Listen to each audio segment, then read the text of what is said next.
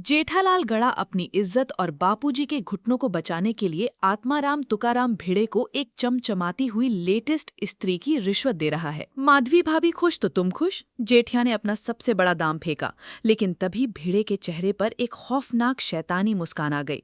भिड़े ने पीछे मुड़कर किसी को बाहर बुलाया और दरवाजे से जो इंसान बाहर निकला उसे देखकर जेठालाल की रूह कांप गई। साक्षात बापूजी। सुबह जहां जेठालाल अपने परम मित्र तारक मेहता के सामने ऐसे गिड़गिड़ा रहा था जैसे कोई मुजरिम फांसी के फंदे पर लटकने से पहले आखिरी भीख मांगता है। तुम्हारे इस खौफनाक झूठ ने मुझे भी मुसीबत में डाल दिया है जेठालाल। आज मेरी नौकरी पक्की जाएगी। तारक मेहता का चेहरा खौफ से पीला पड़ चुका था।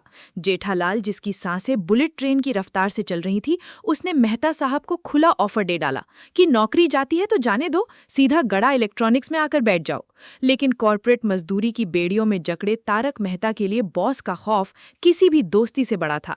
उसने जेठालाल को सड़क पर रोता बिलखता छोड़कर एक रिक्शा रोका और छलांग लगा दी। जेठालाल पागलों की तरह रिक्शे के पीछे भाग रहा था। अरे मेहता साहब, परिस्थिति की गंभीरता को समझिए। लेकिन रिक्शा जा चुका था। तारक मेहता ने जाते जाते सिर्फ इतना आश्वासन दिया कि वो ऑफिस पहुंचकर कोई जादुई रास्ता निकालेगा। जेठालाल ने कांपते हाथों से दूसरी रिक्शा पकड़ी और ड्राइवर पर ऐसे चिल्लाया मानो पीछे कोई खून की प्यासी चुड़ैल पड़ी हो। लेकिन क्या जेठालाल को अंदाजा था कि असली चुड़ैल तो गोकुलधाम के सेक्रेटरी के रूप में उसका इंतजार कर रही है। उधर गोकुलधाम के एकमेव सेक्रेटरी आत्माराम तुकाराम भिड़े के घर में कॉन्फिडेंस का ऐसा ओवरडोज चल रहा था जो किसी भी इंसान को पागल कर सकता है। भिड़े अपनी छाती इतनी चौड़ी करके बैठा था जैसे उसने कोई विश्व युद्ध जीत लिया हो। माधवी भाभी, जो हमेशा खतरे को पहले सूंघ लेती हैं, उन्होंने भिड़े को चेतावनी दी कि अगर सच में जेठालाल का चेक ऑफिस की टेबल से निकल गया तो पूरी सोसाइटी के सामने भिड़े को 100 उठक बैठक करनी पड़ेगी। लेकिन भिड़े का अहंकार 7वें आसमान पर था। उसने एक कुटिल मुस्कान के साथ माधवी को वो राज बताया जिसे सुनकर किसी के भी होश उड़ जाएं। सवाल ही पैदा नहीं होता माधवी, जेठालाल सफेद झूठ बोल रहा है, क्योंकि सोसाइटी ऑफिस की एक चाबी खो चुकी है और दूसरी चाबी लेकर वो कंजूस पोपटलाल शहर से बाहर गया है। भिड़े के जासूसी दिमाग ने पूरा गणित लगा लिया था कि ऑफिस खुला ही नहीं तो जेठालाल अंदर चेक रख ही नहीं सकता। माधवी ने फिर भी बापूजी के सम्मान की दुहाई दी कि इस भयंकर चैलेंज में बेचारे चंपकलाल गड़ा फंस गए हैं। लेकिन भिड़े आज खून पीने के मूड में था। उसने साफ कह दिया कि जेठालाल ने मधुमक्खी के छत्ते में हाथ डाला है तो डंक भी वही सहेगा। तभी अचानक घर का लैंडलाइन खौफनाक तरीके से बजने लगा और फोन के उस पार कोई ऐसा था जो इस आग में पेट्रोल डालने के लिए बेताब था। आखिर कौन था वो? फोन के उस पार था गोकुलधाम का सबसे बड़ा साइंटिस्ट और जेठालाल का नंबर 1 दुश्मन कृष्णन सुब्रमण्यम अय्यर। अय्यर की रगों में खून से ज्यादा जेठालाल के लिए जलन दौड़ती है। आत्माराम, ये मैं क्या सुन रहा हूँ? अय्यर ने अपनी जासूसी शुरू की। भिड़े ने पूरी घटना को ऐसे मिर्च मसाला लगाकर सुनाया जैसे कोई न्यूज एंकर ब्रेकिंग न्यूज दे रहा हो। उसने बताया कि कैसे वो महीनों से जेठालाल से रिपेयरिंग फंड का चेक मांग मांगकर अपने जूते घिस चुका था, लेकिन जेठालाल हर बार उसे चकमा दे देता था। कल जब भिड़े ने बापूजी के सामने जेठालाल की पोल खोली तो जेठिया की हवा टाइट हो गई। बापूजी के गुस्से से बचने के लिए जेठालाल ने अपने जीवन का सबसे घटिया और खतरनाक झूठ बोला कि उसने चेक सोसाइटी ऑफिस की टेबल पर रख दिया है। अय्यर को सबसे बड़ा झटका तब लगा जब भिड़े ने बताया कि चंपक चाचा ने जेठालाल के उस महाझूठ पर आंख बंद करके भरोसा कर लिया और भिड़े को सीधा चैलेंज दे मारा। अगर ऑफिस खुलने पर टेबल पर चेक नहीं मिला तो मैं पूरी सोसाइटी के सामने अपने कान पकड़कर 25 उठक बैठक करूंगा।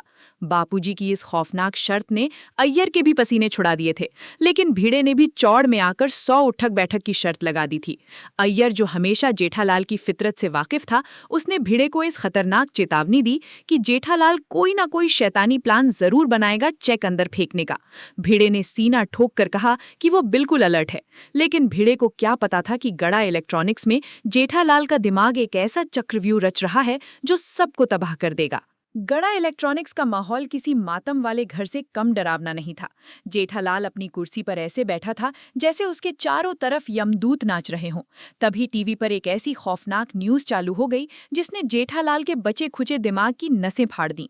न्यूज एंकर एक ऐसे झूठे और नालायक बेटे की खबर चिल्ला चिल्ला कर बता रहा था जिसने अपने एक झूठ से अपने बुजुर्ग पिता की समाज में नाक कटवा दी थी और पिता को शहर छोड़ने पर मजबूर कर दिया था। स्क्रीन पर उस झूठे बेटे की धुंधली शक्ल जेठालाल को हूबहू अपने जैसी लग रही थी। बंद करे से बाघा। जेठालाल ऐसे चीखा जैसे उसे किसी ने गर्म लोहे से दाग दिया हो। नट्टू काका और बाघा अपने सेठ जी की ये पागलों वाली हालत देखकर कांप गए। बाघा ने माहौल हल्का करने के लिए जेठालाल को एक नई ऑटोमेटिक लेटेस्ट इस्त्री का डब्बा दिखाया जो आज ही दुकान में आया था। लेकिन जेठालाल ने गुस्से में उस इस्त्री को डब्बे समेत कोने में फेंक दिया। उसे किसी लेटेस्ट इस्त्री की नहीं बल्कि इस महाप्रलय से बचने के रास्ते की तलाश थी। बापूजी का वो खौफनाक चेहरा उसकी आंखों के सामने घूम रहा था जो कल सुबह उठक बैठक करने वाले थे। जेठालाल ने कांपते हाथों से अपना फोन निकाला और अपनी आखिरी उम्मीद तारक मेहता का नंबर डायल किया। घंटी जा रही थी, लेकिन क्या तारक मेहता इस बार जेठालाल को बचा पाएगा या फिर फोन कटने वाला था? फोन कट गया। जेठालाल के दिल की धड़कन एक पल के लिए रुक गई। उसने दोबारा नंबर मिलाया, फिर से फोन कट गया। तारक मेहता अपने ऑफिस में किसी अलग ही नर्क की आग में जल रहा था। उसका खड़ूस बॉस विदेश में बैठकर वीडियो कॉल के जरिए पूरी ऑफिस पर गिद्ध की तरह नजर रखे हुए था। तारक के माथे से पसीना टपक रहा था और सेक्रेटरी टीना एक जल्लाद की तरह उसके सिर पर खड़ी रिपोर्ट मांग रही थी। इधर गोडाउन में जेठालाल पागलों की तरह फोन पर फोन मिला रहा था।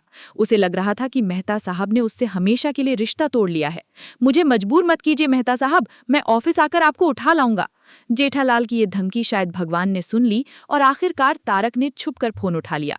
जेठालाल ने रोते हुए अपनी आप बीती सुनाई तो तारक मेहता ने उसे एक ऐसा ब्रह्मास्त्र आइडिया दिया जिसने जेठालाल की मुरझाई हुई रगों में फिर से 440 वोल्ट का करंट दौड़ा दिया। मेहता साहब ने कहा, पोपटलाल, हाँ पत्रकार पोपटलाल, उसी के पास तो है सोसाइटी ऑफिस की दूसरी चाबी। तारक ने जेठालाल को समझाया कि वो पोपटलाल को सच बता दे। पोपटलाल चंपक चाचा की इतनी इज्जत करता है कि वो उन्हें बेइज्जत होने से बचाने के लिए चुपके से जेठालाल का चेक ऑफिस के अंदर रख देगा और भिड़े की सारी हेकड़ी पल भर में खाक हो जाएगी। जेठालाल खुशी से उछल पड़ा। ये मास्टर स्ट्रोक था। बापूजी बच जाएंगे, भिड़े हार जाएगा और जेठालाल की इज्जत वापस आ जाएगी। जेठालाल ने तुरंत पोपटलाल का नंबर डायल किया, लेकिन किस्मत ने उसके साथ जो खौफनाक भद्दा मजाक किया वो किसी ने सपने में भी नहीं सोचा था। डायल किया गया नंबर स्विच्ड ऑफ है। ये रोबोटिक आवाज जेठालाल के कानों में पिघले हुए शीशे की तरह गूंजी। पोपटलाल का एक मैसेज जेठालाल के फोन पर आया, प्रिय मित्र, मैं एक सीक्रेट मिशन पर हूं, कल सुबह तक फोन बंद रहेगा। जेठालाल का दिमाग भयंकर तरीके से सुन्न पड़ गया। आखिरी उम्मीद का धागा भी टूट चुका था। अब कोई चमत्कार नहीं होने वाला था। कल सुबह होगी, ऑफिस खुलेगा, चेक नहीं मिलेगा और बापूजी पूरी सोसाइटी के सामने मुर्गा बनकर 25 उठक बैठक करेंगे। गोकुलधाम के इतिहास की सबसे बड़ी बेइज्जती अब तय थी। जेठालाल ने अपना माथा पीट लिया। कोई रास्ता नहीं बचा था सिवाय एक खौफनाक आत्मघाती कदम उठाने के। जेठालाल ने अपनी दुकान के कोने में पड़ी उसी लेटेस्ट इस्त्री के डब्बे को घूरा जिसे उसने सुबह फेंका था। उसके दिमाग में एक शैतानी और हताश प्लान जन्म ले चुका था। वो सीधे भिड़े के घर जाएगा और उसे घूस देगा। रात का अंधेरा गोकुलधाम पर छा चुका था। जेठालाल हाथ में उस लेटेस्ट इस्त्री का डब्बा लेकर छुपते छिपाते भिड़े के दरवाजे पर खड़ा था। दरवाजा खुला और सामने भिड़े अपनी उसी खौफनाक मुस्कान के साथ खड़ा था। जेठालाल ने बिना वक्त जाया किए अपना कार्ड खेला। उसने वो चमचमाती हुई इस्त्री भिड़े के सामने कर दी।